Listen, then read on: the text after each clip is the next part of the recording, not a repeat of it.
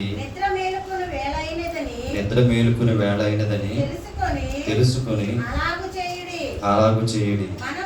మనము విశ్వాసులు అయినప్పటికంటే ఇప్పుడు రక్షణ మనకు మరి సమీపముగా ఉన్నది.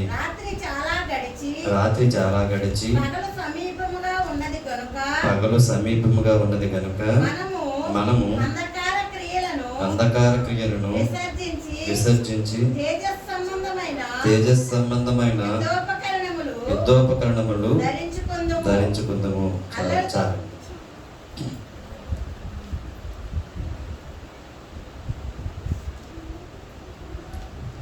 ఈ తీరా 11వ వచనం, మరియు మీరు కాలం ఎరిగి నిద్ర మేలుకొని.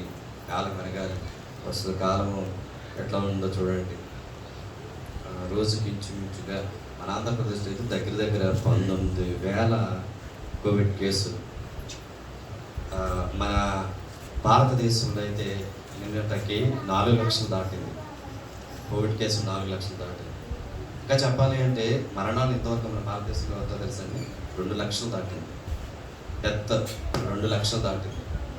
మరి ప్రపంచవ్యాప్తంగా చూస్తే 3.18 మిలియన్ పీపుల్స్ చనిపోయారు ప్రపంచవ్యాప్తంగా. మరి ఇకనైనా మనము చేయవలసింది కాలం ఎరిగి కాలం ఎరగాలి. ఇక మనం చేయవలసింది ఏముంది, ఏం చేయాలి అనేది మనం ఆలోచించుకోవాలి. అరే, విపత్కర పరిస్థితుల్లో లోకం ఉంది, సమాజం ఉంది, మనిషి జీవితం ఉంది. క్రైస్తవుడా మేలుకో, ఇకనైనా సిద్ధపడు.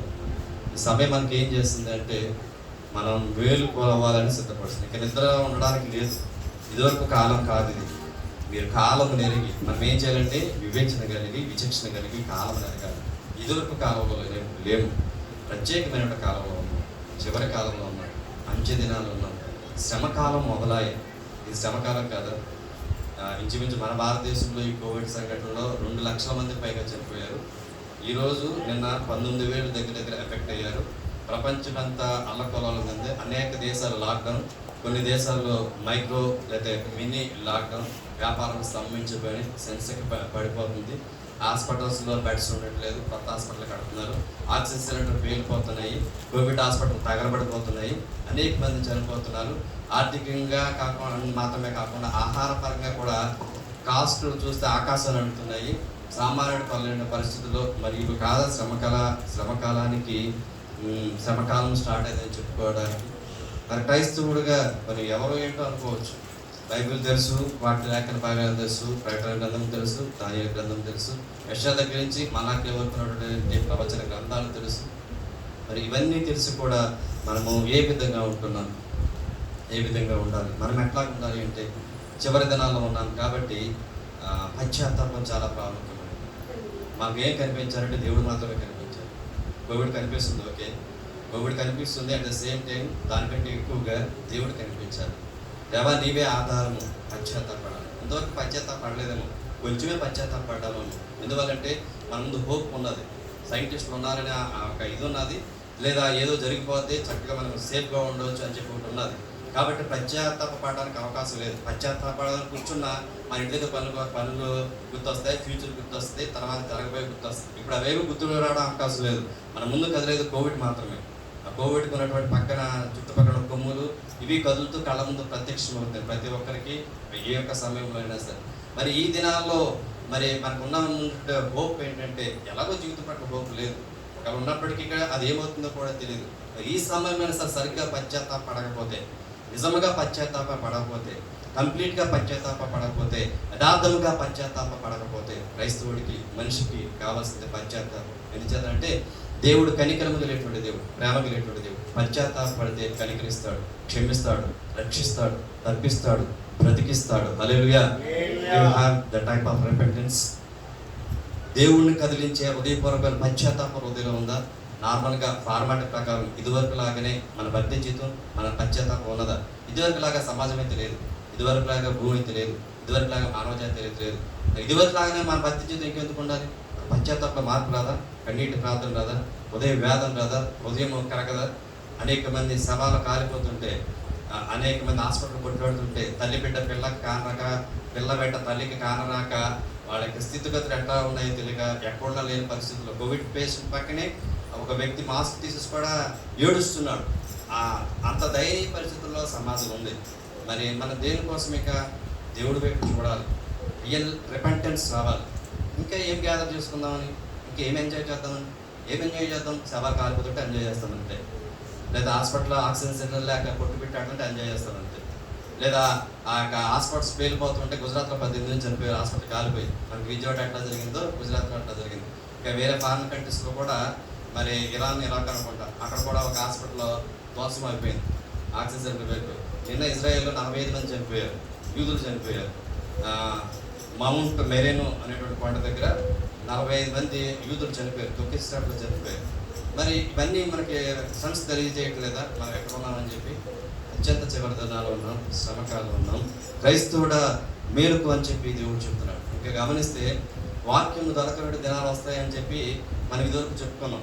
వాక్య భాగంలో దైవజనులు కూడా ఏమని చెప్పారంటే త్వరలో వాక్యం దొరకనటువంటి దినాలు వస్తాయి అని చెప్పి దైవజనులు చెప్పేవారు. చూడండి ఒకసారి సిచ్యువేషన్ చూడండి. మనకైతే దేవుడి యొక్క మహాకృపను బట్టి మనకు ఓపెన్ చేస్తుంది మందులు. ప్రపంచంలో అనేక ప్రాంతాల్లో మందులు ఓపెన్ చేసలేదు. సో చాలామంది వాక్యం వినడానికి వినలేని పరిస్థితి ఉన్నారు. ఇది కాదా వాక్యానికి నిదర్శనం? వాక్యం దొరకని కాలం వస్తుందండి, ఇది కాదా? అఫ్కోర్స్ యూట్యూబ్లో లైవ్లో ఉండొచ్చు, ఆ లైవ్లో వచ్చేది వేరు. ఇలా పర్సనల్గా ఫేసెస్ చూస్తూ మనసులో ఉన్న భావాలను గ్రహిస్తూ పరిశుద్ధాత్మను బోధించేటువంటి వాక్యానుభవము ఈ యొక్క సమాజముగా కూడుకోవడం ఇది. మరి ఇది లేనటువంటి ప్రాంతాల్లో ఎన్నో చోట్ల ఉన్నాయి.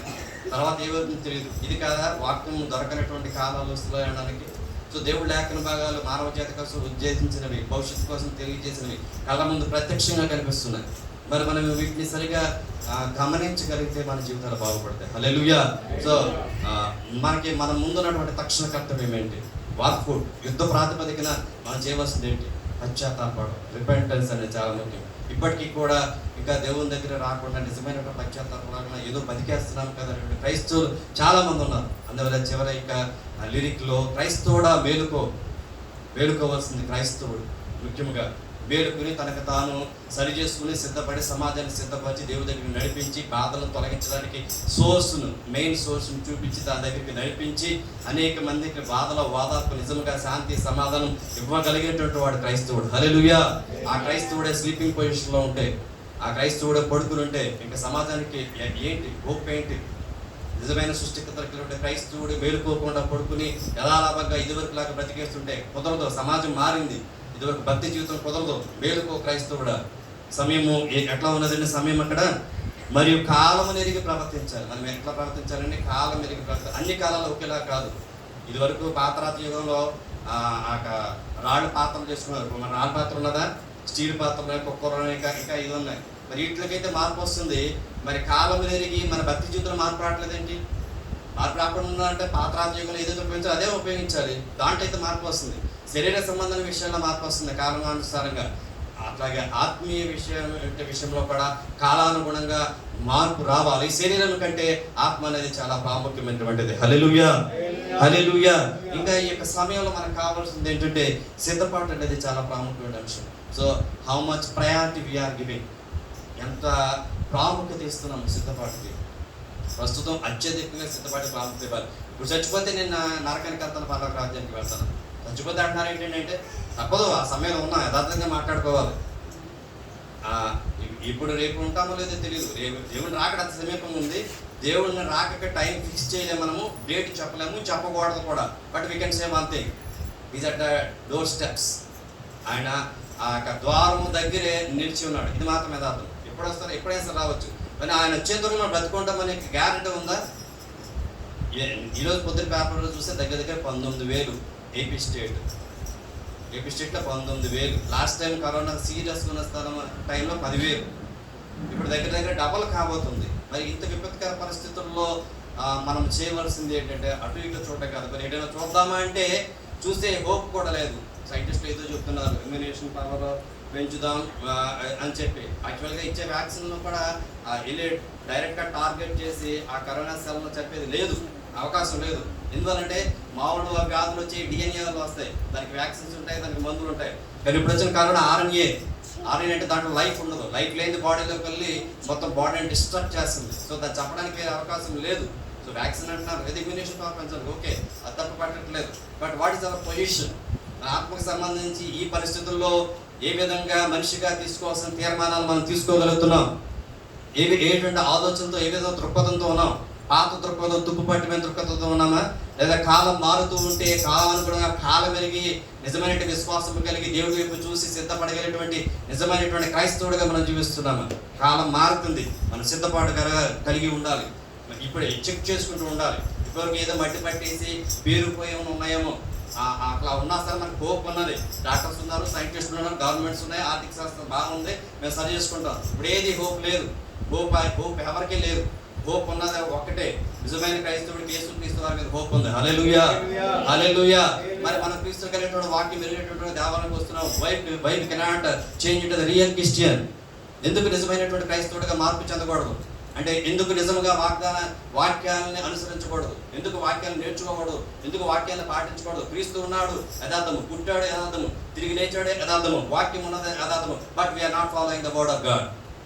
కానీ చాలా ఇవన్నీ యథార్థాలను తెలుసు కూడా, వాక్యం యథార్థమైందని తెలుసు కూడా, భ్రమతో కూడిన వాక్యం వైపు చూస్తూ మన వాక్యాన్ని అంగీకరించే పరిస్థితుల్లో అనేక మంది క్రైస్తవులు ఉన్నారు. ఇప్పటికి ఉన్నారేమో, హోప్ ఉంది, బట్ ఇప్పుడు హోప్ లేదు. రేపు పొద్దున ఉంటామో లేదో తెలియదు, ఎల్లుండి ఉంటామో లేదో తెలియదు, మన ఆరోగ్య పరిస్థితి ఎట్లా ఉంటుందో తెలియదు, సమాజం ఎట్లా ఉంటుందో తెలియదు, ఎక్కడ హాస్పిటల్ పేరుతుందో తెలియదు, ఎక్కడ ఆక్సిజన్ సిలిండర్ పేరుతుందో తెలియదు, ఎక్కడ ఏమి జరుగుతుందో తెలియటువంటి శ్రమల కాలంలో ఉన్నాము.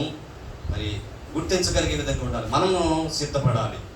దేనికి సిద్ధపడాలండి? హాస్పిటల్లో జాయిన్ అవ్వడానికి సిద్ధపడడం కాదు, కరోనాని కాపాడుకోవడానికి మనకి శానిటైజర్, ఓకే, అది కాదట్లేదు, వీటికి మాత్రమే సిద్ధపడడం కాదు. మనం సిద్ధపరచవలసిన ప్రాముఖ్యమైన అంశము, ప్రాముఖ్యమైన విషయంలో సిద్ధపడాలి. మనిషికి ప్రాముఖ్యమైన అంశం ఏంటి? ప్రాముఖ్యమైన విషయం ఏంటి? మనిషికి ప్రాముఖ్యమైన విషయం తన ఆత్మ నశించుకోకుండా, నరకంలో కలగకుండా నిత్య జీవానికి వెళ్ళడానికి ఆత్మను స్టడీ చేసుకోవడమే, ఆత్మను సిద్ధపరచుకోవడమే క్లవర్ పర్సన్, తెలియగలిగినటువంటి వ్యక్తి అయినటువంటి ప్రాముఖ్యమైనటువంటి విషయం. హల్లెలూయా. ప్రాముఖ్యమైన విషయం మనిషికి ఏంటంటే ఆత్మను రెడీ చేసుకోవడం, ఆత్మలో మళ్ళీ తుప్పుని తీసుకొసుకోవడం. పశ్చాత్తాపం ప్రాముఖ్యమైన విషయం. పశ్చాత్తాపానికి కావాల్సిన స్థలము మందిరం. హల్లెలూయా. మందిరంలో కనబడాలి. అనేక మంది బయట కదా అని చెప్పి భయపడుతున్నారు. బయట ఉండడం కంటే మందిరంలో ఉండడం మంచిది, బయట ఉండడం కంటే మందిరంలో ఉండడం మంచిది. దేవుడి చిత్తమైతే వాటి వైరస్ నుంచి కాపాడి భద్రపరుస్తాడు. మరి ఏదేమైనప్పటికీ ఆత్మ కాపాడబడుతుంది, సరి చేయబడుతుంది, సిద్ధపరచబడుతుంది.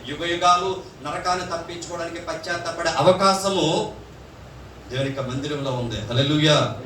సో ఏ పరిస్థితులు ఉన్నా సరే మందిరము మాత్రం, ఇంకా గడ్డు కాలం రాబోతుంది. మరి పరిస్థితి ఎట్లా ఉన్నాయి కదా, మందిరం మానేస్తారంటే మన శరీరం పాడైపోతే, ఆత్మ పాడైపోతే, జీవితాలు పాడైపోతే, కుటుంబాలు పాడైపోతాయి. It is not good for Christian. అది క్రైస్తవుడికి ఏమాత్రము మంచి విషయం కాదు. నా మట్టుకైతే బ్రతిపెట్టి క్రీస్తా చావైతే లాభం. నేను వెళ్తాను దేవుడి దగ్గరికి, చనిపోతాను, ఆత్మ దేవుడి దగ్గరికి వెళ్తుంది. దట్ ఈస్ ద క్రైస్తవుడా మేలుకో. క్రైస్తవుడా మేలుకు అంటే మీనింగ్ అది. క్రైస్తవుడా మేలుకు అంటే మన మీద క్రైస్తవుడిగా అనుకోవడం కాదు. రియల్ క్రిస్టియన్స్ అంటే వాక్యాన్ని మన యొక్క జీవితంలో ప్రతిబింబించడమే నిజమైన క్రైస్తవుడా మేలుకు అంటే. హల్లెలూయా. మరి సరి చేసుకోవాలి. This is the right time. దేవుడు ఎందుకు మనకు అవకాశం ఇచ్చాడు, సమకూర్చాడు. దేవుడు వాక్యంతో దేవుడు ఎందుకు మాట్లాడుతున్నాడు అంటే దేవుడు కృప చూపిస్తున్నాడు. ఇది రక్షణ కృపకాలము. ప్రభు త్వరగా రాసము, రక్షణ కృపకాలం, కృప చూపిస్తున్నాడు. సరి చేసుకునే ఒక రోజు మనకి ఇచ్చారు. వచ్చే ఆదివారం మనం ఇక్కడ కూడుకుంటామో లేదో తెలియదు, మనం ఉంటామో లేదో తెలియదు. ఇది రక్షణ కృపకాలం, ఈ రోజు ఇచ్చాడు. ఎందుకు సరి చేసుకోకూడదు? అవి ఉంచుకుని మనం సంపాదించుకునేది ఏముంది? బయట దేవుడికి విరుద్ధమైన ఉంచుకుని మనకు బయట చేసుకునేది ఏముంది? చేయడానికి ఏమీ లేదు. అటు కోవిడ్ ఉంది, ఏం చేయగలం? ఏమి చేసుకునే అవకాశం లేదు. మరి రక్షణ కృపకాలంలో దేవుడు మనకు సమయాన్ని ఇచ్చాడు, అవకాశం ఇచ్చాడు, తెలియజేస్తున్నాడు. ఇది సత్యం, ఇది సత్యం, అసత్యం తెలియజేస్తున్నాడు. మరి ఎందుకు సరి చేసుకోవడానికి ప్రయత్నం చేయకూడదు? వీళ్ళరా గమనించండి, మనం సరి చేసుకుంటే బాగుపడితే మన జీవితాలు బాగుంటాయి, మన ఆత్మలు బాగుంటాయి. దేవుని చిత్తమైతే కరోనా నుంచి కాపాడుతాడు, భద్రపరుస్తాడు, నిజమైన శాంతి సమాధానం ఇస్తాడు. సరి చేసుకోవాలి. దేనితో సరి చేసుకోవాలి? శానిటైజర్ సరి చేసుకుంటాం, మాస్క్ తోటి సరి చేసుకుంటాం, సబ్బులతో సరి చేసుకుంటాం, సెంటుతో పర్ఫ్యూమ్స్ సరి చేసుకుంటాం శరీరాన్ని. మరి ఆత్మను ఏ విధంగా సరి చేసుకుంటున్నాం? ఆత్మ సరి చేయబడాలి. దేని తర్వాత సరి చేయబడాలి? అర్థంలో సరి చేయబడాలి. ఏంటి అర్థం? ఆత్మక అర్థము వాక్యం.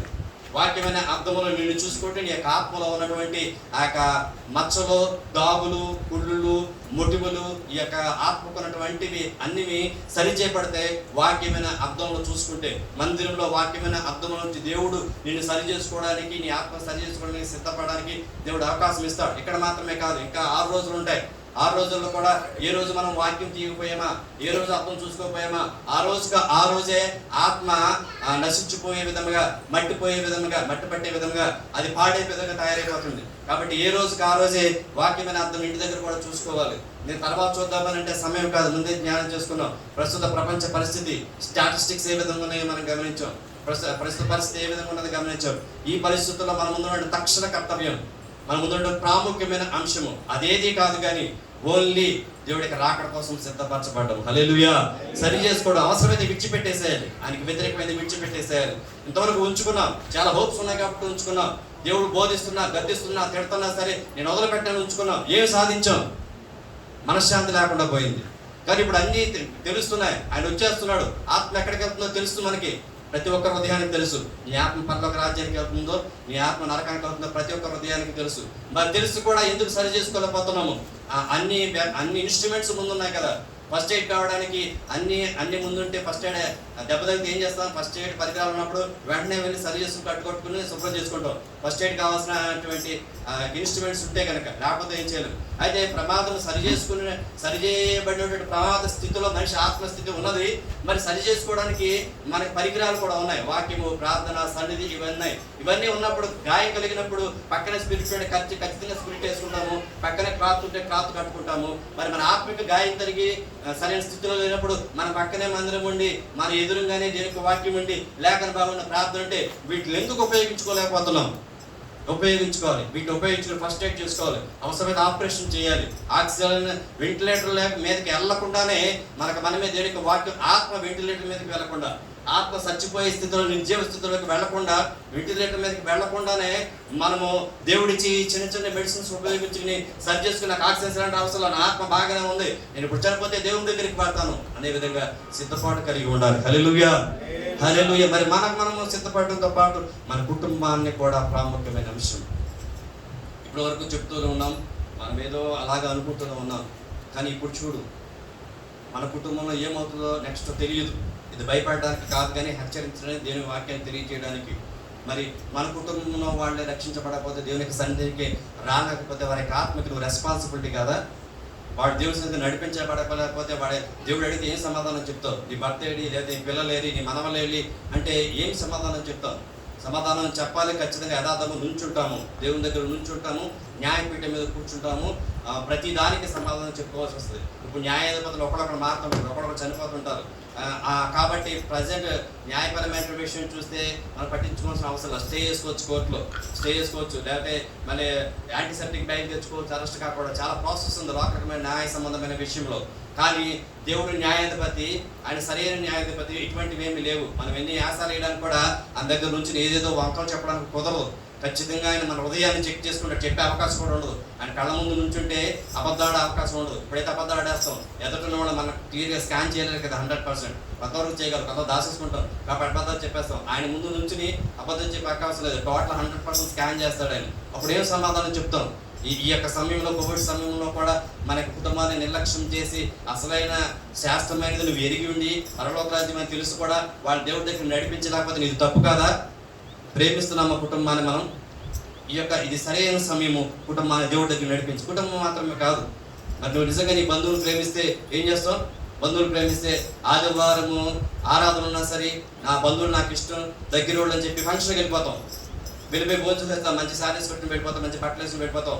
అదే బంధువులు ఈ క్లిష్ట సమయంలో ఆత్మ పాడైపోతుందని గుర్తు రాకలేదా? బంధువులు ఫంక్షన్స్ గుర్తొస్తారు, సండే ఆరాధన ఉన్నా సరే నా బంధువులు నేను వెళ్తాను అని చెప్పి వెళ్ళిపోతాం. మరి అదే బంధువులు ఆత్మ పాడైపోతుంది, ఇటేమో రాకడ వచ్చేస్తుంది, ఈ కోవిడ్ ఉన్నది, వాళ్ళు బాగు చేయాలని నిజంగా ప్రేమ లేదా? అంటే ఆదివారం ఫంక్షన్ వెళ్తున్నాము అంటే అర్థం ఏంటంటే ఇప్పుడు చెప్పలేకపోతే కనుక ఆ ఫంక్షన్ కోసం కాదు, నేను సరిగ్గా రెడీ అయ్యి వెళితే చక్కగా బాగుంటుంది, ఎంజాయ్ చేద్దాం, నిమిషంతో వెళ్ళడం మాత్రమే, అదొకటే జ్ఞాపకం చేసుకోవాలి. అట్లా కాదు, మిగతా రోజులు వెళ్ళాలి, సండే దేవుని సంఘానికి ఇవ్వాలి. నిజంగా బంధువుల పట్ల కనుక ప్రేమ కలిగి ఉంటే ఇది సమయం. బంధువుల పట్ల ప్రేమ కలిగి ఉంటే వాళ్ళ కష్ట సమయంలో వెళ్ళి ఆదుకుంటానని చెప్తుంటాం కదా మనం. మరి ఇది అసలైన కష్ట సమయం, ఆత్మకు కావాల్సిన రక్షణ సమయం, అసలైన కష్ట సమయం. మరి ఈ విషయంలో నువ్వు బంధువులు ఏ విధంగా జ్ఞాపకం చేసుకుంటున్నావు? ఫోన్ చేసి బంధువులతో మాట్లాడుతున్నావా? రక్షణ సువార్తను చెప్తున్నావా? కోవిడ్ పరిస్థితులు వివరిస్తున్నావా? మరి ఆయన రాబోతున్నాడు చెప్తున్నావా? మారు మనసు పొందాలి, బాప్తీసం తీసుకోవాలి. నిజంగా నీ బంధువుని ప్రేమిస్తే వాళ్ళ నరకానికి వెళ్తే చూస్తూ సైలెంట్గా దృష్టిని చూస్తున్నామా? లేకపోతే వాడు నరకానికి వెళ్ళిపోతుంటే ఆతృత కలిగి ప్రేమకాలను రక్షించడానికి ప్రయాసపడుతున్నామా? ఇదివరకు అయితే అవకాశం లేదు, తర్వాత చూద్దాంలే, సమయం వచ్చినప్పుడు చూసుకుందాంలే. ఇప్పుడు సమయం మన చేతుల్లో లేదు, అది దేవుడి చేతుల్లో ఉంది. నెక్స్ట్ డే అది చేద్దామని ప్లాన్ చేసుకునే అవకాశం కూడా లేదు. మరి నీ బంధువులు అంటే ఎంత ప్రేమ నీకు ఈ సమయంలో తెలుస్తుంది. మన బంధువులు అంటే ఎంత ప్రేమ అనేది ఫంక్షన్ సమయంలో కాదు, లేకపోతే ఆదివారం ఆరాధన జరిగేటప్పుడు మన కార్యక్రమాలు పెట్టుకున్నప్పుడు కాదు, కానీ దేవుని బంధువుల మీద ప్రేమ ఈ సందర్భం తెలుస్తుంది. నిజంగా బంధువుల మీద కనుక నిజం ప్రేమ కలిగి ఉంటే వాళ్ళు నాశనం అయిపోకూడదని వాళ్ళకి సువార్త అందించాల్సిన బాధ్యత, భారము మనందరి మీద ఉంది. హల్లెలూయా, హల్లెలూయా. మరి ఈ యొక్క దినాల్లో మనం ఉన్నాము. మరి ఏ విధంగా మనం జీవిస్తున్నాము, సరి చేసుకుని సిద్ధపడుతూ ఏ విధంగా సిద్ధపడుతున్నాం చూసుకుంటే కనుక 11వ వచనంలో, మరియు మీరు కాలము నెరిగి నిద్ర మేలుకుని వేళ అయినదే తెలుసుకోండి. కాలం నెరిగి ఈ పరిస్థితులు ఉన్నాయి కాబట్టి పడుకున్న క్రైస్తవుడా మేలుకు, వేళ అయిందని తెలుసుకో. ఏం వేళ? పనికెళ్ళే వేళ కాదు, క్రీస్తు వచ్చే రాకడ వేళ అయింది. మరి మెత్తబడే రాకడ వేళ అయింది. మన ఈ శరీరాన్ని విడిచిపెట్టే వేళ అయిందని తెలుసుకుని అలాగ చేయడి. మనము విశ్వాసములైనప్పటికంటే ఇప్పుడు రక్షణగా మనకు మరి సమీపం ఉంది. ఇదివరకు విశ్వాసాలుగా ఏదేదో ఉన్నామేమో, విశ్వాసాలుగా ఉన్నాం, విశ్వాసం లేని విశ్వాసం కూడా. అయితే ఇది సమయం కాదు, కాలం మారింది. ఇది రక్షణ కృపకాలం, మరి మన సమీపంగా ఉన్నది. రాత్రి చాలా గడిచి పగల సమీపంగా ఉంది. ఈ మాట నన్ను చాలా అట్రాక్ట్ చేసింది. రాత్రి చాలా గడిచి పగల సమీపం ఉంది అంటే నాకు దేవుడు తెలియజేసిన ప్రత్యక్షత ఏంటంటే రాత్రి చాలా గడిచిపోయింది. అంటే మనం శపితమైన భూమి మీద ఉన్నాము, శాపగ్రస్తమైన భూమి మీద ఉన్నాము. అపవాది ప్రయత్నాలు చెల్లే భూమి మీద ఉన్నాం, అపవాది ప్రయత్నాలు చెల్లుబాటు అయ్యే భూమి మీద ఉన్నాం. నాకేమనిపించిందంటే ఇది రాత్రికి సూచన అనమాట. మన భూమి మీద ఉన్నాము, రాత్రి చాలా వరకు గడిచిపోయింది. అంటే ఈ భూమి ఆకాశం నశించిపోయే చివరికి తెల్లారుజాము వేకుజాము వచ్చేసింది. అంటే ఈ భూమి మీద మన జీవితాలు అంతరించిపోయిన కాలం వచ్చేసింది. రాత్రి చాలా వరకు గడిచిపోయింది, వేకుజాము దగ్గరగా ఉంది. అంటే రాత్రి జీవితాలు అంతమైపోయే అవకాశం ఉంది, పగల జీవితాలు ఆరంభవుతున్నాయి. ఏంటి పగల జీవితాలు అంటే? ఏంటయ్యా పగల జీవితాలు అంటే? అపవాది యొక్క అపోజిషన్, అపవాది యొక్క నిరోధము, అపవాది యొక్క ప్రయత్నాలు లేనటువంటి దేవుడే ఉండే, దేవుడినే మహిమపరిచే, శాంతి సమాధానం ఉండే పరలోక రాజ్యములోకి వెళ్ళే సమయము పగల సమయము అతి సమీపంగా ఉంది. హల్లెలూయా. ఇప్పుడు వేకుజాము రాత్రి చాలా వరకు గడిచిపోయింది. భూమి మీద మానవ జాతి నానా విధమైన పాపంతో శాపంతో నింపబడి కొట్టిమిట్టాడుకుని అనేక విధంగా ఆలోచించేటువంటి రాత్రికాల సమయం. ఈ భూమి మీద ఉన్నటువంటి నరుడి కాలం యుద్ధకాలం కాలని చెప్పి ఏవుగా చెప్తాడు. ఇది బ్యాటిల్ ఫీల్డ్, ఇది యుద్ధ భూమి. ఈ నరుల యొక్క కాలం ఈ భూమి మీద యుద్ధ భూమి కదా. దాన్ని ఇలా కంపేర్ చేస్తే ఇది రాత్రికి సంబంధించినటువంటిది, చీకటి సంబంధించిన బ్రతుకు. రాత్రి అంతా అయిపోయింది, ఇక తెల్లారుతుంది, ఇక వేకుజాము రాబోతుంది. దేవుని యొక్క రాజ్యము యేసుక్రీస్తు వారు చెప్పారు భూలోకంలో సువార్త చెప్తూ. ఏం చెప్పంటే దేవుని రాజ్యం సమీపించింది, మారు మనసు పొందండి, గల ఎంతటా ప్రకటించని చెప్పి మత్తయి సువార్త 4వ అధ్యాయంలో ఉంటుంది. అంటే ఆ దేవుని యొక్క రాజ్యం వచ్చేస్తుంది, పగల సంబంధం వచ్చేస్తుంది, అతి సమీపంగా ఉంది. కాలం ఎరుగుతున్నామా? ఎరగపోవడానికి కళ్ళ ముందు అన్నీ కనిపిస్తున్నాయి, కళ్ళ ముందు అన్నీ కనిపిస్తుంది. ఇది కాలం ఎలా ఉందో, ఇప్పుడు కాలం ఎలా ఉందో. మరి పగలు వచ్చేస్తుంది, దానికి మనము సిద్ధపడుతున్నామా? ఈ యొక్క రాత్రి పగలు సమీపంగా ఉన్నది కనుక మనం అంధకార క్రియలు విసర్జించి, so what we have to do, ఏం చేయాలయ్యా? మరి కోవిడ్ ఈ విధంగా ఉందని చెప్తున్నారు, లోకం ఏ విధంగా ఉందని చెప్తున్నారు, క్రైస్తవుడి యొక్క ఆత్మీయ స్థితి ఈ విధంగా ఉందని చెప్తున్నారు. మరి నా కర్తవ్యం ఏంటి? నేను ఏం చేయాలి? నపుంసకుడు అడిగాడు. ఎవరిని అడిగాడండి? ఫిలిప్పుని అడిగాడు నపుంసకుడు. ఫిలిప్పు ప్రకటించాడు, వార్తను ప్రకటించాడు, సువార్తను ప్రకటించాడు. నపుంసకుడు ఎటువంటి స్థాయి స్టేటస్ లేనటువంటి వ్యక్తి సమాజంలో. అతను అడిగాడు, ఏమడిగాడంటే, అయ్యా రక్షించబడక నేను ఏం చేయాలి? ఐఎమ్ రెడీ, సిద్ధపాటు కలిగి ఉన్నాడు. సో మనం ఇప్పటికైనా సరే మనం దేవుణ్ణి అడగాలి. అయ్యా పరిస్థితి ఈ విధంగా ఉన్నది, నాకు తెలుస్తుంది, నాకు సెన్స్ ఉంది, తెలుస్తుంది, మీ యొక్క ఆత్మ నడిపిస్తుంది. మరి నేను ఏం చేయాలి తండ్రి? ఏం చేయాలి? మనం ఏం చేయాలి? ఇప్పుడు గమనించండి, ఎప్పుడు మనం మాట్లాడుకునే మాటలు కాదు. చివరి దినాల్లో ఉన్నాం, ప్రాక్టికల్గా నిజంగా యథార్థముగా మనం చేయవలసిన సందర్భంలో మనం ఉన్నాం. మనం ఏం చేయాలి? ఈ సమయంలో ఏం చేయాలి అంటే అంధకార క్రియలను విసర్జించి, ఇప్పుడు మనం చేయవలసిన పని ఏంటి అంటే మన ముందున్న తక్షణ కర్తవ్యం ఏంటంటే ఏదేదో చేసేసి, ఏదో ప్రొటెక్ట్ చేసి, ఏదోదో చేసేద్దాం, ఎట్లాగో జీవించేద్దాం, ఇది కాదు మన ముందున్నటువంటి తక్షణ కర్తవ్యం. నిజమైన క్రైస్తవుడుగా, మేలు కొరకు పొందగలిగినటువంటి క్రైస్తవుడుగా, నిత్య జీవానికి వెళ్ళాలనుకున్నటువంటి క్రైస్తవుడుగా, పగల సంబంధమైన దేనికి రాజ్యములైన ఉన్నటువంటి క్రైస్తవుడుగా దేవుడు ఈ సమయంలో మనకు తెలియజేసే మాట ఏంటంటే, పశ్చాత్తాపపడి దేవుని సన్నిధానములో ఒప్పుకుని అంధకార క్రియలను విడిచిపెట్టి, అంధకారము, చీకటి, అపవాది క్రియలను విడిచిపెట్టి, దేవుడికి వ్యతిరేకమైనటువంటి పనులు విడిచిపెట్టి, లోకమయందు ఆనందించే ఆ క్రియలను విసర్జించి విడిచిపెట్టి తేజ సంబంధమైన యుద్ధోపకరణను ధరించుకుందాము. సో ఇప్పటి వరకు కొంచెమే ధరించుకున్నాం. ఎందుకు చేతనంటే అప్పటి వరకు కాలం అట్లా ఉంది, కాలం మెరిగాము కదా, పగలు వచ్చేస్తుంది. ఇక ఉన్నాయి మన పక్కన ఆయుధాలు ఉన్నాయి. ఇప్పటివరకు ఏం చేసామంటే కొన్ని ఆయుధాలే ధరించాం, కొన్ని ఆయుధాలే ధరించాం, లేదా కొన్ని ఆయుధాలే ధరించాం, కొన్ని ఆయుధాలే కొన్ని పక్కన పెట్టేస్తాం. తర్వాత చూసుకుందాంలే, పొజిషన్ బాగానే ఉంది కదా, వల్ల కదా, తర్వాత తీసుకుందాంలే, పాట తర్వాత పాడదాంలే, వాక్యం తర్వాత తిందాంలే, ప్రార్థన తర్వాత చేద్దాం. కొన్ని వెపన్స్ పక్కన పెట్టేసాం. ఇది వరకు కాలం వేరు, ఇప్పుడు కాలం ఎరిగి తేజో యుద్ధోపకరణములు అన్నీ ధరించి ఫైట్ చేయడానికి సిద్ధంగా ఉండాలి. హల్లెలూయా. సర్వాంగ కవచమును ధరించాలి, దేవుడిచ్చే సర్వాంగ కవచాన్ని ధరించాలి. అది కాకపోతే ఇంకే ఏది ఈ జీవితంలో మనిషికి హోప్ లేదు, మానవ జాతికి హోప్ లేదు, రక్షించే అవకాశం లేదు. మనకి దేవుడు గుర్తు చేస్తున్నాడు, తెలియజేస్తున్నాడు, బోధిస్తున్నాడు, కనికరంతో, ప్రేమతో చెప్తున్నాడు. ఇప్పుడు కూడా మనం నిర్లక్ష్యం చేస్తే ఎలాగో తప్పించుకుంటాం ఉగ్రతనండి. తేజో యుద్ధోపకరణాలు తేజ సంబంధమైన, అంటే ఏ సంబంధమైనండి? లోక సంబంధమైన వారి గురించి ధరించుకోమని దేవుడు ఇక్కడ ఈ లేఖన భాగం రాయించలేదు. తేజో సంబంధమైన అంటే పరలోక సంబంధమైన, దేవుడికి సంబంధమైన, పరిశుద్ధ సంబంధమైన యుద్ధోపకరణములు ధరించాలి. ఇప్పటివరకు చాలా యుద్ధోపకరణాలు ధరించాను, శారీరక సంబంధించినవి చాలా యుద్ధోపకరణాలు ధరించాను. మరి వాట్ ఇస్ అబౌట్ ఆ హెవెన్ గురించి, పరలోక రాజ్యం, దాని గురించి యుద్ధోపకరణాలు ఏమైనా ఉన్నాయా? ప్రార్థన జీవితం ఉందా? వాక్యానుభవం ఉందా? ఆరాధన చేసేది ఉందా? సాక్ష్యం చెప్పేది ఉందా? ఆయనతో నడిచేటువంటి తేజోపకరణాలు ధరించామా? ఇంకా నేను ధరించడం అంటే నీ ఇష్టం. ఇంకా ధరించినట్టే లోకం పరిస్థితి దేవుడు తెలియజేస్తున్నాడు కదా, నేను ధరించిన ఎట్లా ఉంటా తర్వాత చూసుకుంటా, తర్వాత నువ్వు ఉంటావో లేదో, కోవిడ్ నీలో ఉంటే. సో సమయం ఉండగానే ఈ యొక్క తేజోపకరణాలను అవసరమైనటువంటి మన ఆత్మకు సంబంధించినటువంటి వాటిని మనం ధరించుకోవాల్సినటువంటి వారమై ఉన్నాం. ప్రకటన గ్రంథము 21వ అధ్యాయము 27వ వచనం. గొర్రెపిల్ల యొక్క దేవ గ్రంథమందు రాయబడిన వారే దానిలో ప్రవేశించురు గాని నిషిద్ధమైనది ఏదైనను అసహ్యమైన దానిని అబద్ధమైన దానిని జరిగించు వాడైనను దానిలోనికి సో నిషిద్ధ ఎందుకు సరి చేసుకోవాలి? నేను ఎందుకు పశ్చాత్తాపడాలి అనొచ్చు, ఎందుకు సరి చేసుకోవాలి, ఎందుకు రక్షించబడాలి? ఎందుకంటే ఆ తేజోమైన పట్టణంలో నిషిద్ధమైనది ఏది కాదు.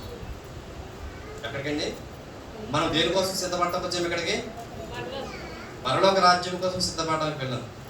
అక్కడ నిషిద్ధమైనది ఏది అంతో అంటే నిషిద్ధమైంది ఇంకా మనలో ఉంచేసుకున్నాం అనుకోండి, నెక్స్ట్ ఏం చెప్తుందో తెలియదు కదా. నిషిద్ధమైంది ఇంకా మనం ఉంచేసుకున్నాం అనుకోండి, అట్లాగే చనిపోయి అనుకోండి, ఈ నిషిద్ధమైన ఆత్మ గేటు వరకు వస్తుంది, పరలోక రాజ్యం వరకు. అదేంటది? నిషిద్ధమైంది లేని అవకాశం లేదు. అక్కడ దేవదూతలు కిరీకులు కూర్చుని, బాబు దయచేసి గమనించండి, ఇది పరిశుద్ధమైంది, మీలో నిషిద్ధమైంది ఉంది కదా, ఐఎమ్ వెరీ సారీ, చూడు దూరంగా చీకటిగా ఉంది, మంట ఉన్నది చూడు, నిషిద్ధమైన దానికి అది ప్లేసు, ఇది కాదు అని చెప్పి తీసేస్తారు, పంపించేస్తారు, దాంట్లో వెళ్ళే అవకాశం లేదు. మరి పరలోక రాజ్యానికి వెళ్ళాలంటే నిషిద్ధమైంది ఏది మనలో ఉండకూడదు.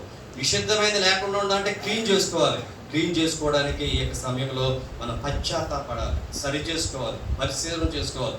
ఈ మాటలు ఎందుకు ఉపయోగపడ్డాయంటే మనము మన యొక్క గమ్యస్థానం పరలోక రాజ్యం కదా, అది పరిశుద్ధమైంది కదా, దాంట్లోకి వెళ్ళడానికి ఈ యొక్క దేవాలయాలు, దేవుని యొక్క సమూహాలు సమాజంగా కూడుకోవడానికి కారణం ఏంటంటే అక్కడ నిషిద్ధమైనది ఏది ఉండదో మనలో నిషిద్ధమైనది తీసేసుకోవడానికి పరిశుద్ధ సంబంధమైనటువంటి ఈ కార్యక్రమాలు ఉపయోగపడతాయి. హల్లెలూయా. ఇవి ఎందుకు ఉపయోగపడతాయి? ఈ కార్యక్రమాలు మనలో నిషిద్ధమైనది తీసేసుకుని పరిశుద్ధంగా తయారై ఆ పరిశుద్ధమైన పరలోక రాజ్యం పట్టణంలో వెళ్ళడానికి. ఇదంతా కార్యక్రమం ఎవరు చూస్తున్నారంటే దేవుడు చూస్తున్నాడు. సో నీకు దేవుడికి ఉన్నటువంటి సంబంధం, సో మనందరికి ఉన్నటువంటి డీలింగ్, దేవుడికి నాకు ఉన్నటువంటి డీలింగ్, ఆ పరిశుద్ధ పట్టణానికి వెళ్ళాలా, నాలో నిషిద్ధమైంది ఉందా, దేవుడు చూపిస్తున్నాడు, అర్థంలో నుంచి గమనిస్తున్నాము. దానికన్నా తీసేసుకుంటే నిషిద్ధమైంది పరలోక రాజ్యంలో ఉంటావు. దేవుడు చూపిస్తున్నా నిర్లక్ష్యం చేస్తే అట్లా ఉంచిపోతే సింపుల్, పరలోక రాజ్యంలోకి వెళ్ళము. సో చివరి దినాల్లో మనం ఎటువంటి నిర్ణయం తీసుకుంటాం? ఆ నిషిద్ధమైనవి ఏంటో కొన్ని చూద్దాం. వాటిని చెయ్యాలి, చేయడం ఎట్లాగా? ప్రకటన కింద 21వ అధ్యాయం 7వ వచనం. జయించువాడు వీటిని స్వాతంత్రించుకొనును. జయించువాడు మాత్రమే పరలోక రాజ్యాన్ని స్వాతంత్రించుకుంటాడు. గమనించండి, పోరాడేవాడు అందరికీ కిరీటం అందదు, పోరాడేవాళ్ళు ప్రైజ్ పొందుకోరు. ఏమంటారు, సూర్య స్పోర్ట్స్ బాగా ఆడతాడు కాబట్టి ఆడుతున్నాడు, కబడ్డీ బాగా ఆడతాడు, డ్రిల్ మాస్టర్కి మంచి మంచి అనుయాంగ శిష్యుడు అనమాట. చక్కగా స్పోర్ట్స్లో పార్టిసిపేట్ చేస్తాడు. పోరాటం పోయిన వాళ్ళందరూ మెడల్ వచ్చేస్తుందా సూర్య, లేదా ఫస్ట్ గెలిచిన వారికి వస్తుందా? ఫస్ట్ జయించిన వాడికి మెడల్ వేస్తారు కదా. నీకు చాలా మెడల్ వచ్చింది, స్టేటస్ నేను చూశాను కదా. నువ్వు ఫస్ట్ వచ్చావు కాబట్టి నీకు ఏమైంది, మెడల్ వేస్తారు. అట్లాగే మనం పోరాటంలో ఉన్నాం, ఆత్మీయ పోరాటంలో ఉన్నాం. మనం జయించినప్పుడే అర్థం ఏంటంటే, ఈ పోరాటంలో నిషిద్ధమైన మనలో ఏమీ లేకుండా దేవుడికి ఆస్తి మీద తీసివేయబడటమే మనం జయించినటువంటి వారికి మెడల్, జయించేటువంటి వారికి కిరీటము. అది పరలోక రాజ్యంలో. హల్లెలూయా. సో యుద్ధ పోరాటంలో ఉన్నాం, జయించే విధంగా పోరాడుతున్నామా? తను జయించే విధంగా పోరాడాడు. ఆ కబడ్డీ ఆడేటప్పుడు దెబ్బలు తినడం సరే, ఏదైనా సరే, వాళ్ళు ఆడి తిట్టినా సరే, మొత్తానికి ఏ విధంగా గిఫ్ట్ మాత్రం సాధించాడు. జయించే విధంగా పోరాడు. దానికి కొన్ని కట్టుబాట్లు ఉంటాయి, దాన్ని అనుసరించి పోరాడితేనే దాంట్లో జయం పొందుతారు. అంటే ఆత్మీయ జీవితంలో కూడా ఏదో క్రైస్తవ జీవించేస్తున్నాం, గుడికలు ఇచ్చేస్తున్నాం, ఏదో పోరాటం చేస్తున్నాం కాదు. గెలుపొందేవాడు పోరాడే విధంగా పోరాడాలి. దానికి కొన్ని కట్టుబాట్లు ఉంటాయి. ఆ కట్టుబాట్లు అనుసరించి జయం పొందేవాడిగా పోరాడితేనే అప్పుడే జయం పొందుతాం. పోరాడిన వారందరూ పరలోక రాజ్యం వెళ్ళరు, జయించిన వారు మాత్రమే పరలోక రాజ్యం పెడతారు. హల్లెలూయా, హల్లెలూయా. జయించాలి. ఏవైతే నిషిద్ధమైన ఉన్నవో అవన్నీ తీసేసుకుంటేనే నిత్య జీవనానికి వెళతారు. ఆ తర్వాత వచ్చిన చదవండి, 8వ వచనం. పిరికివారును, అవిశ్వాసులను, అసహ్యులను, నరహంతకులను, వ్యభిచారులను, మాంత్రికులను, విగ్రహారాధకులను, అబద్ధికులు అందరూ అగ్ని గంధకములతో మండు గుండములో పాలు పొందుదురు. సో అసహ్యకరమైన వాటికి చేసినటువంటి వారు అసహ్యకరమైన కార్యక్రమం అగ్నిగుండంలో పాల్గొంటారు. ప్రకటన గ్రంథంలో దేవుడు మన భవిష్యత్తు గురించి రాయించాడు. పిరికి వారు, గమనించండి, ఎవరు పర్లోక రాజ్యానికి కదండి, పిరికిగా ఉండేటువంటి వారు వెళ్ళరు. దేవుడి మీద ఆధారపడి ధైర్యంగా ఉండేవాళ్ళు వెళ్తారు. తర్వాత పదం చదవమా. అవిశ్వాసులు. విశ్వాసం లేకుండా జీవిస్తున్నామా? అయితే పరలోక రాజ్యానికి వెళ్ళడం. అక్కడ రాయబడిన మాట చెప్తున్నాను, ఆ మాట కాదు. పరలోక రాజ్యానికి ఎవరికి ప్రవేశం ఉంటుందంటే అవిశ్వాసులకి పరలోక రాజ్యంలో ప్రవేశం ఉండదు. మరి ఎంత ఎప్పుడు వచ్చి గుడిలోకి వచ్చిన అవిశ్వాసం కనుకుంటే ఎక్కడ కూర్చోవచ్చేమో కానీ పరలోక రాజ్యంలో మాత్రం కూర్చునే అవకాశం లేదు. తర్వాత అసహ్య కార్యాలు చేస్తూ ఉంటే కనుక ఆ పరిశుద్ధ పట్టణంలో ప్రవేశం ఉండదు. Once we have to check, ఒకసారి చెక్ చేసుకుందాం. దేవుడికి వ్యతిరేకమైన ప్రతి ఒక్కటి అసహ్యమైన కార్యమే. అసహ్య కార్యాలు మళ్ళీ ఉంటే పరలోక పరిశుద్ధ పట్టణంలో కూర్చునే అవకాశం లేదు. నెక్స్ట్ నరహంతకులు, హత్య చేసేటువంటి వారు లేదా మాటలతో హత్య చేసేటువంటి వారు వీళ్ళ పరిశుద్ధ పట్టణంలోకి వెళ్ళే అవకాశం లేదు. వ్యభిచారులను, మాంత్రికులను, విగ్రహారాధికులను, అబద్ధికులందరూ. సో వీళ్ళందరూ పరలోక రాజ్యం. ఒకవేళ అబద్ధం ఆడుతున్నామా, లేదా అక్కడ చదివినటువంటి హేయ కార్యాలు మన జీవితంలో మన తలంపులు ఎవరికి తెలియకుండా ఉన్నాయా? ఎవరికి తెలియకుండా ఉంటే వెళ్ళిపోము. ఎవరికి తెలియకపోయినా దేవుడికి తెలుసు. ఎవరికి తెలియదు కాబట్టి నేను వెళ్ళిపోతాను అనుకోవచ్చు, ఎవరికి తెలియకపోవచ్చు, ప్రతిదీ దేవుడికి తెలుసు. సో ఇవన్నీ లేకుండా ఉంటేనే మనం నిత్య జీవనానికి పెడతాం, లేకపోతే వెళ్ళే అవకాశం లేదు. But this is the right time to checkup our self. కానీ ఇది కరెక్ట్ టైం మనకు మనం చెక్ చేసుకోవడానికి. దేవుడు కృప చూపిస్తున్నాడు. అనేక మందికి అవకాశం లేదు. ఇక్కడ మనం కూడుకున్నామంటే ఏంటంటే మనం గొప్పవడమే. మనం ఎవరండి? గొప్పవడమే.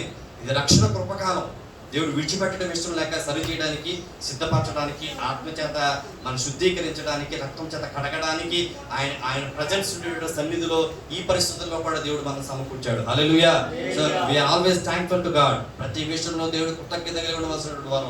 ఈ భాగ్యం అనేక మందికి లేదు, దేవుడు మనకి ఇచ్చాడు. నిజంగా మనం ఇక్కడ ఉన్నటువంటి గొప్పోళ్ళు, దైవదాసులుగా నేను ప్రకటిస్తున్నాను, ఇక్కడ ఉన్నటువంటి వాళ్ళు గొప్పవాళ్ళను సరి చేయడానికి దేవుడు అవకాశం ఇచ్చాడు. పోరాడి కిరీటం పొందే వారికి మనం సరి చేయబడాలి దేవుని యొక్క సన్నిధానంలో. హల్లెలూయా, హల్లెలూయా. రోమిలికి రాసిన పత్రిక 12:9. మీ ప్రేమ నిష్కపటమైనదై ఉండవలెను, చెడ్డదాన్ని అసహించుకొని మంచిదాన్ని హత్తుకొని ఉండుడి. గమనించండి, ఇది హ్యాబిట్యుయేట్ చేసుకోవాలి. జీవితంలో అలవాటు చేసుకోవాలి. చాలా అలవాట్లు అవుతాయి, చాలా అలవాట్లు ఉంటాయి మన జీవితాల్లో. అలవాటు చేసుకోవాలి. ఏం అలవాటు చేసుకోవాలండి? చెడ్డదాన్ని అసహించుకోసం అలవాటు చేసుకోవాలి. చెడ్డదాన్ని అసహించుకోవటం అలవాటు చేసుకోవాలి. చెడ్డదారిని ఆకర్షించుకోవడం అలవాటు చేసుకోవడం కాదు. చెడ్డదానిని ఎంజాయ్ చేయడం అలవాటు చేసుకోవడం కాదు. చెడ్డదానిని అసహించుకోవడం అలవాటు చేసుకోవాలి. ఇది పరిశుద్ధుల దేవుని యొక్క పిల్లల ప్రాముఖ్యమైన లక్షణం. హల్లెలూయా. We have to hesitate. అసహించుకోవాలి చెడ్డదాన్ని. చూస్తూ మనం చేయకపోయినా దాని ఎందుకు ఆనందిస్తున్నామంటే చెడ్డదాన్ని ప్రేమిస్తున్నామని. ఏదో ఒక సందర్భంలో నువ్వు ప్రేమించేది నీ జీవితంలో కూడా వచ్చేస్తుంది. గమనించండి, మనం ఏదో చూస్తున్నాము, నేను చేయట్లేదు కదా, కానీ బాగుంది అనిపిస్తున్నామంటే ఇప్పుడు చేయకపోవచ్చు. నువ్వు ప్రేమిస్తున్నావు కదా, నువ్వు ప్రేమించేది ఏదైతే ఉందో అది నీ జీవితంలోకి ఏదో ఒక సమయంలో వస్తుంది, నిన్ను పాడు చేస్తుంది. కాబట్టి చెడ్డదాన్ని అసహించుకుంటూ హెసిటేట్ చేస్తూ డిస్టెన్స్ మెయింటైన్ చేస్తూ ఉండాలి. డిస్టెన్స్ మెయింటైన్ చేస్తే కరుణ ఏ విధంగా రాదో, చెడ్డదానికి డిస్టెన్స్ మెయింటైన్ చేస్తే ఉంటే మన ఆత్మకు కరుణ రాదు. హల్లెలూయా, హల్లెలూయా. చదవండి. మంచిదాన్ని హత్తుకొని ఉండుడి. దేని హత్తుకోవాలండి?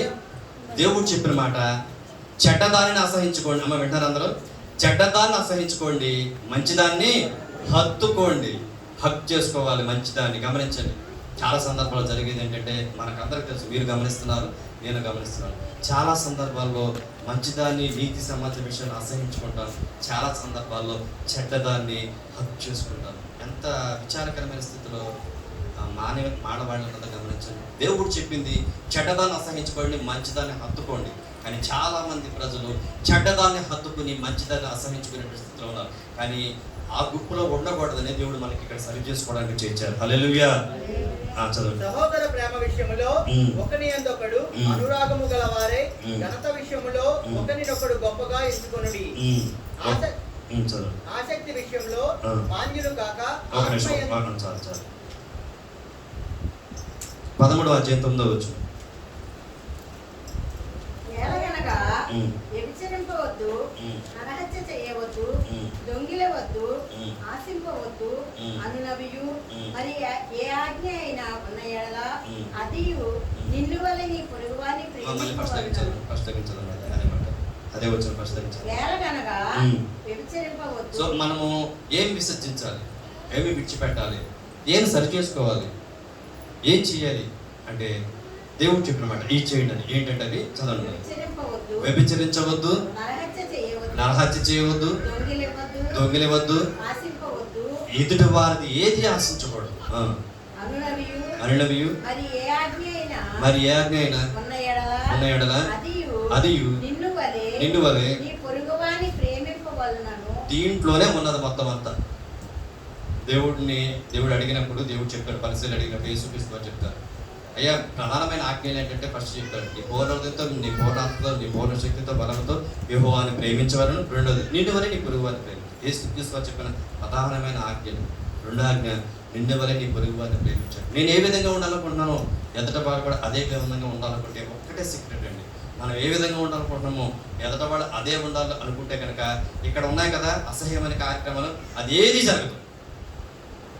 ఇక్కడ దేవుడికి వ్యతిరేకమైన కార్యక్రమాలు కొన్ని రాయించాడు కదా, ఇదేది జరగదు. మన ఇతరులను మనలాగా ప్రేమిస్తే దేవుడు ప్రేమతో, ఆ ప్రేమ లేకపోవడం ఈ అసహ్య కార్యాలన్నీ వస్తున్నాయి. అందువల్ల ఇవన్నీ సంచక్షణ చేసి దేవుడు ఇది అన్నింటినీ కలిపి రెండో ఆజ్ఞగా పెట్టాడు, నిన్ను వల్ల నీ పొరుగువారిని ప్రేమిస్తే కనుక ఈ వ్యభిచారం కానీ గ్రహానికి సంబంధించిన ఏది ఉండదు. ప్రేమించగలిగితే కనుక రెండో ఆజ్ఞ కనుక దేవుడి యొక్క ఆజ్ఞ కనుక మనము పాటించగలిగితే 13వ అధ్యాయము 13-14 వచ్చిన.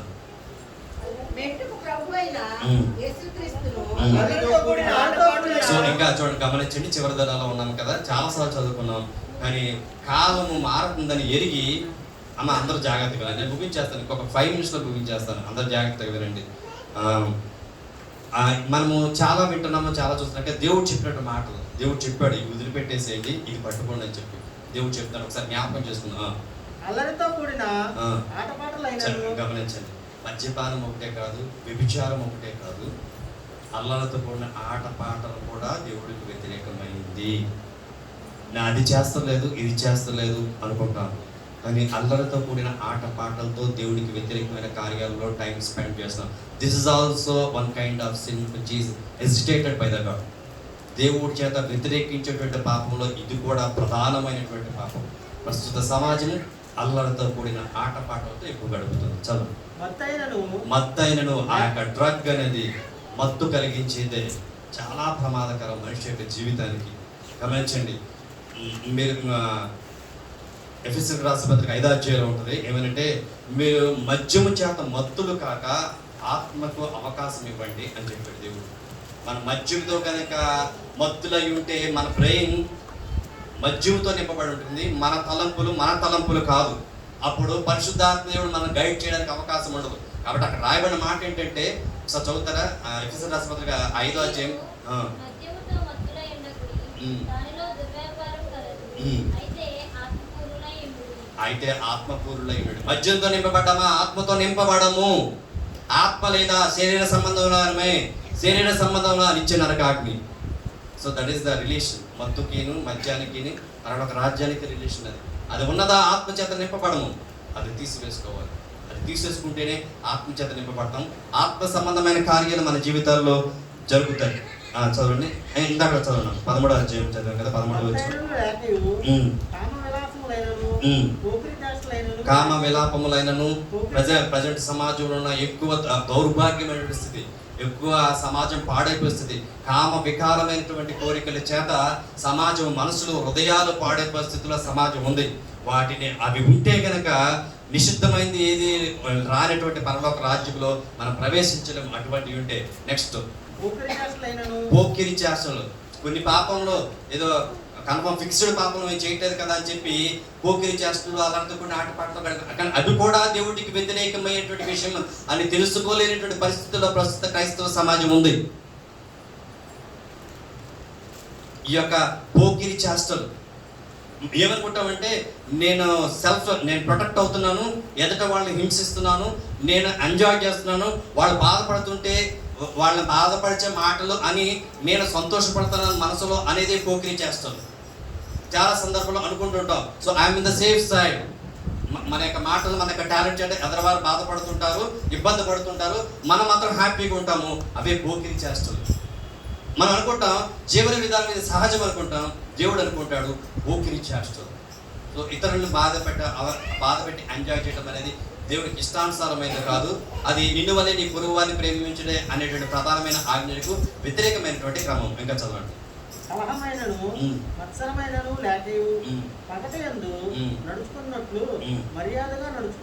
పగటి యందు నడుచుకున్నట్లు పగల సంబంధులుగా, వెలుగు సంబంధులుగా. పాపాల గురించి అంటే చీకట్లో జరుగుతుంది. మనం ఎట్లా జీవించాలంటే వెలుగు సంబంధాలుగా, పగట సంబంధాలుగా జీవించాలని లేక లేఖన భాగంలో తెలియజేయబడింది. రోమిలకు రాసిన పత్రిక 12వ అధ్యాయం 2వ వచనం. మీరు ఈ లోక మర్యాదను అనుసరించక ఉత్తమమును. సో మనం ఏం చేయాలి? క్రైస్తవుడా మేలుకో. ఈ సిచ్యువేషన్ లో మనం ఏం చేయాలి? ఈ లోక మర్యాదను అనుసరించక. మనం ఏం చేయాలండి? లోక మర్యాదను అనుసరించి అని రాయబడలేదు అక్కడ. లోక మర్యాదను అనుసరించ. కింద చూస్తే ఈ యుగాన్ని ఉంటుంది ఫుట్నోట్లో. అంటే ప్రస్తుతం ఉన్నటువంటి పరిస్థితుల్లో సమాజం ఏదైతే యాక్సెప్ట్ చేస్తుందో అదే లోక సంబంధమైన మర్యాద. లోక సంబంధమైన మర్యాద అపవాదికి ఇష్టం. అది అవలంబించేటువంటి అపవాది కోసం ఏర్పాటు చేసిన అగ్నిగుండంలో పడవేయబడతారు. దేవుడు చెప్పిన మాట మళ్ళీ ప్రేమించి, మీరు లోక మర్యాదను అనుసరించక లోకంలో కలిసిపోవద్దు, లోకంలో ఇమిడిపోవద్దు. మీరు లోకంలో ఉన్నటువంటి వారు కాదు, లోకంలో నుంచి ప్రత్యేకించబడాలి. నేను మునిగిపోతానంటావా? లోక మర్యాదలో ఉంటావా? అపవాది యొక్క ఫోర్స్తో కొట్టుకుపోయే అవకాశం ఉంది. కాబట్టి ప్రత్యేకించబడి లోక మర్యాదను అనుసరించగా ఉత్తమమును అనుకూలమును సంపూర్ణమై ఉన్న దేవుని చిత్తమేదో పరీక్షించి తెలుసుకున్నట్లు మీ మనసు మారి నూతన మొగట వలన రూపాంతరము పొందుడి. సో ఫస్ట్ ఈ ట్రాన్స్ఫర్మేషన్ అనేది ఇంపార్టెంట్. రూపాంతరం చెందలేదా? మనం గమనించండి. రూపాంతరం చెందలేదా? పాత స్వభావం, పాత లక్షణాలు, పాత పద్ధతి ఖచ్చితంగా మన జీవితంలో ఉంటుంది. రూపాంతరం చెందాలి. మనం క్రీస్తు రక్తం చేత కడగబడి, క్రీస్తు మాటల చేత నింపబడి, క్రీస్తు ఆత్మ చేత నడిపించబడి మన స్వభావము క్రీస్తు స్వభావంలోకి మార్చబడితేనే రూపాంతరం. మార్చబడితేనే దేవునికి చిత్తమేంటి తెలుస్తుంది. అక్కడ రాయబడిన మాట అదే. ఉత్తమమును అనుకూలమైంది దేవునికి చిత్తమేదో తెలియాలంటే మీరు రూపాంతరం చెందండి. సో మనం రూపాంతరం చెందుతూనే దేవుని యొక్క విల్లేంటో తెలుస్తుంది. అప్పుడు దేవుని చిత్తాన్ని నెరవేర్చుదాం. మనము ట్రాన్స్ఫర్మేషన్, మనం మార్పు చెందకుండా మనకి దేవుని చిత్తం తెలియజేయబడదు. మనం మార్పు చెందలేదంటే దేవుని చిత్తం తెలియదు. అప్పుడు లోక మర్యాద తెలుస్తుంది. లోకంలో కొట్టుపెట్టే అవకాశం ఉన్నది. తద్వారా నిషిద్ధమైనది ఏది ప్రవేశించిన పరలోక పట్టణంలో ప్రవేశించే అవకాశం లేదు. సో రూపాంతరం చెందాలి. దేవుని చిత్తం ఏంటో తెలుసుకోవడానికి. దేవుని చిత్తం తెలుసుకోలేదా దేవుని రాజ్యంలో ప్రవేశించడం. దేవుని చిత్తం తెలుసుకోవడానికి రూపాంతరం పొందాలి. రూపాంతరం పొందడానికి ఇందాక 12వ అధ్యాయము, రోమిలకు రాసిన పత్రిక 12వ అధ్యాయము 10వ వచనంలో నేను ఆప్ చేశాను. అక్కడ చదవండి. ఆత్మ గురించి ఉంటుంది. 12వ అధ్యాయము 10వ వచనం. ఆసక్తి విషయంలో మాన్యులు కాక ఆత్మయందు తీవ్రత గలవారే ప్రభువును సేవించుడి. సో ఆత్మయందు తీవ్రత గలవారే, ఆసక్తి యందు బంధులు కాక మందబుద్ధి. ప్రజెంట్ సొసైటీ ఉన్నది ఏంటంటే దేవుడి యందు ఆసక్తి తగ్గిపోయిందండి. దేవుడి యందు ఆసక్తి తగ్గిపోయింది. అది అట్లా ఉండకుండా ఆత్మయందు తీవ్రత గలవారు. మనం ఎలా ఉండాలండి? మనలో ఆత్మ ఇంటెన్సిటీ డెవలప్ ఉండాలి. ఆత్మ ఉంటుంది, క్రైస్తవుల ఆత్మ ఉంటుంది, తీవ్రత గలవారే. ఆత్మ ఉన్న ఒక మూల ఉంచేస్తాం మనం. ఆత్మను ఒక మూల ఉంచేసి మన సంబంధమైన కార్యక్రమాలు చేస్తుంటాం. కానీ ఇక్కడ దేవుడు చెప్పిన మాట చివరి దినాల్లో ఏంటంటే ఆత్మ యందు తీవ్రత గలవారే. మన జీవితంలో ఆత్మ పనిచేయడానికి అవకాశం ఇద్దామండి. ఆత్మ మనకు చెప్తూ ఉంటుంది. ఆత్మ చెప్పినట్టు చేస్తే ఆత్మానుసారులుగా జీవిస్తాం. ఆత్మానుసారులుగా జీవిస్తే నిషిద్ధమైనది మనలో ఏది ఉండదు. ఆత్మ కడిగేస్తుంది, ఆత్మ సరి చేస్తుంది. ఇప్పుడు నిషిద్ధమైనది అని చెప్పుకున్నాం కదా, ఈ నిషిద్ధమైనది ఏవి మనలో ఉండకుండా ఒకటే ఒకటి జరగాలి, ఆత్మ సంబంధులుగా జీవించాలి. మనం చేసుకోలేం. కానీ మనం కనుక ఆత్మ సంబంధులుగా జీవిస్తే, ఆత్మకు అవకాశం ఇస్తే, మనం ఏమి చేయకుండానే ఆత్మ మనలో నిషిద్ధమైనది అన్ని కడిగివేసి అది రాకుండా అడ్డుకట్టి వేసి మనల్ని పరిశుద్ధమైనటువంటి దేవునికి రాజ్యంలో కూర్చుండబెట్టే అవకాశాన్ని ఆత్మదేవుడు మనకు అనుగ్రహిస్తాడు. ఆత్మయందు తీవ్రత కలిగి ఉండడానికి, దేవుని యొక్క ఆత్మ చేత నడిపించబడడానికి, దేవుని చేత నడిపించడానికి మన జీవితాన్ని దేవుని చేతిలో పెట్టుకుని, ఈ విపత్కర పరిస్థితుల్లో మన జీవితాన్ని దేవుని చేతిలో పెట్టుకుని భయం చేత కరుణ చేత నడిపించబడడం కాదు, కానీ ఆత్మ చేత నడిపించబడడానికి సిద్ధపడదాం. అట్టి కృప దేవా దేవుడు తన మహాకృప చేత మనకు అందరికి అనుగ్రహించి కాచి కాపాడి రక్షించి భద్రపరచును గాక. ఆమేన్. ఓ మనిషి యోచించవా, నీ బ్రతుకు ఎలా ఉన్నదు.